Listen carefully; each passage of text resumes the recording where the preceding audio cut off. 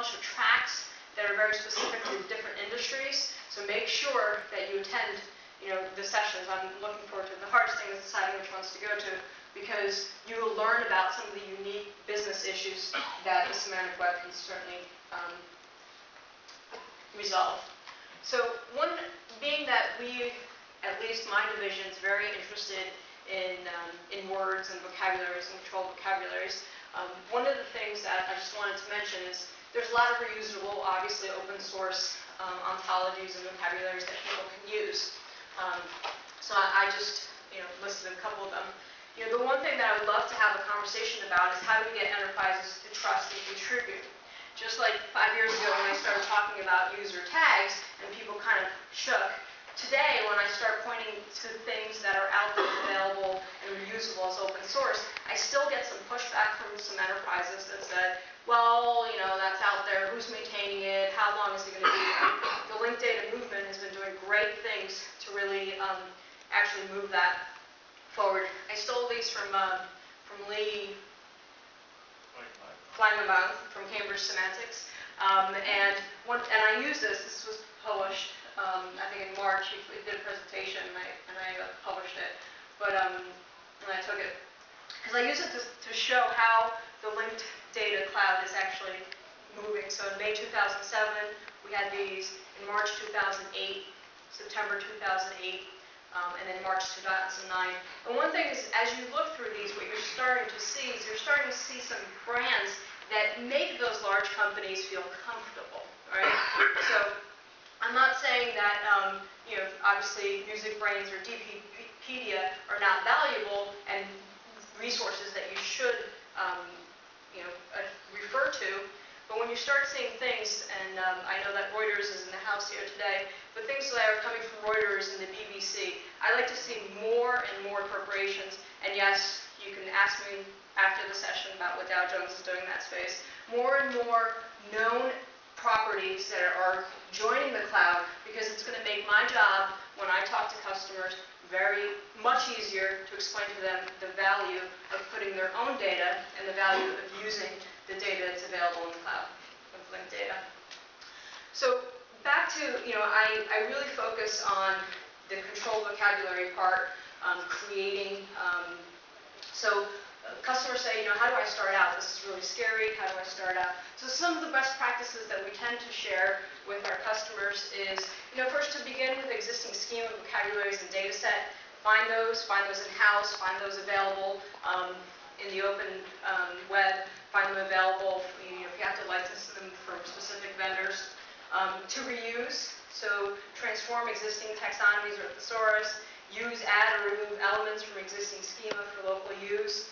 Obviously the linked data, open data, licensed data.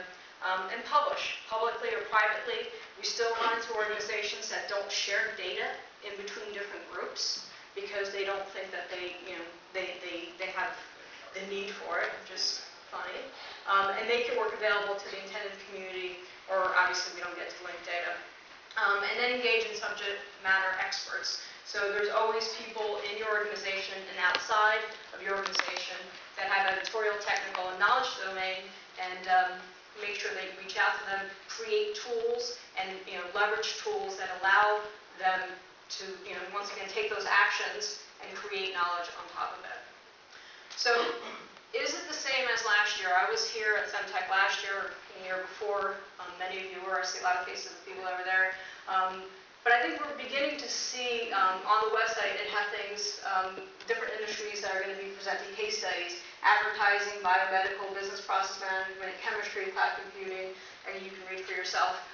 We're seeing a lot of movement in financial services, in manufacturing, obviously in the news business and the media business itself, because they're trying to figure out how to use their assets and how to leverage their assets. Could you give a quick example in cloud computing, how they're using it? I just pulled that from the website. There's going to be case studies. But does anybody, maybe somebody else in the audience? Sure. ARPA, which is the Intelligence Community Advanced Research Project, has a project going called Black Book 2, which is about reading and understanding and making sense of public and private information at web scale, and it's all completely semantic web technologies for input, for output, and for display, with analyst annotations and so on. It's part of the SpaceX initiative that's going on. But we'll see it in, we'll see it in Second Life probably before they get it. Yeah, just a second. While we're at it, we just wanted to take care of the housekeeping part for the code camp.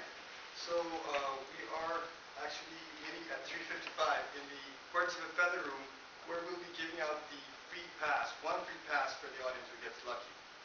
And also, don't forget about the your tags if you're registered for the code camp, so you can come back in the exhibit hall for free, and all other couple of sessions that happens on Monday night for SB Forum meetup nights as well.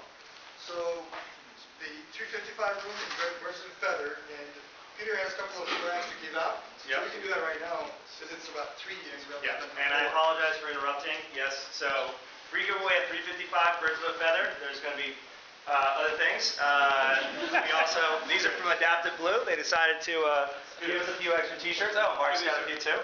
So, would you like to throw? So we got free stickers and all that kind of fun stuff. And the whole point